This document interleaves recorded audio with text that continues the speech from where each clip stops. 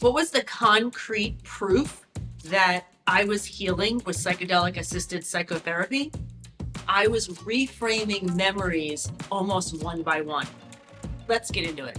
Hi, everybody. My name is Jill. Welcome back to the Journey Sage. And this is the channel where I talk about my experience of healing childhood trauma-induced PTSD with psychedelic assisted psychotherapy. And I'll be super honest that when I first started this therapy, I had no concept of the end game. I mean, I had just learned I was suffering from PTSD symptoms, for goodness sake. All I knew was that I was exhausted. I felt like I was constantly running a race that had no finish line, but was full of fear. So how would it look no longer feeling like that, or not having those kind of thoughts that I have to keep on running? I really didn't know. So it was fascinating to me that after my very first journey, my first psychedelic assisted psychotherapy with the prescribed psychedelic MDMA, almost immediately I started reframing childhood memories. And by reframing, I mean that I was no longer remembering kind of traumatic or sad times as the child of that time with those emotions. It was almost like I could look at my background at certain memories as if they had happened to other people. And what that did, it gave me a very unique perspective that suddenly it became extremely clear that I was simply a child working with two parents who, unfortunately, due to their own trauma and own family situations, were not able to parent well. And that cycle repeated over and over and over again. Now, that was my absolute kind of proof that this therapy was working and why I continued to go through it.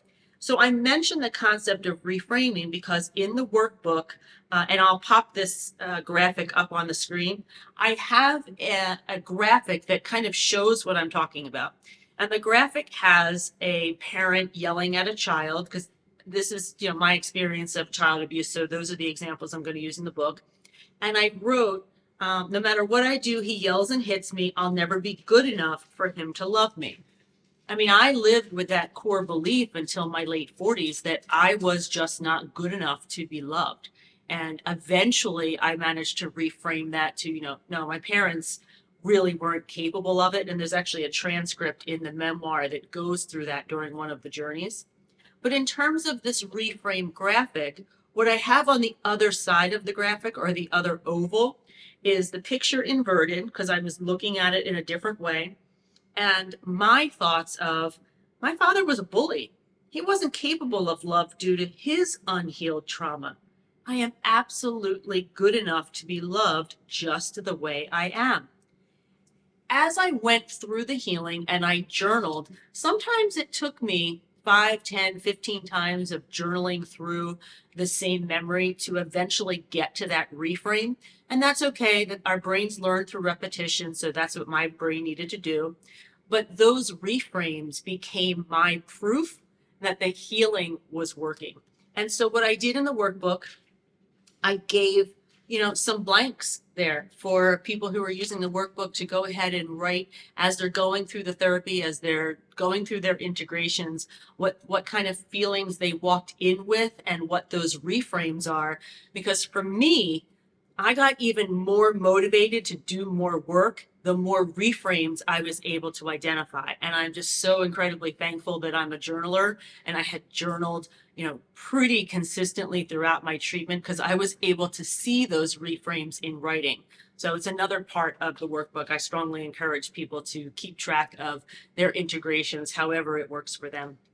And so there you go. You made it through 4 videos where I do a deep dive into the elements of the workbook. Hopefully it kind of explains why I put the workbook together. The workbook and my memoir can both be found on Amazon.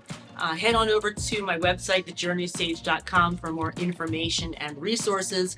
As always, questions in the comments area if you have any. And until next time, take care.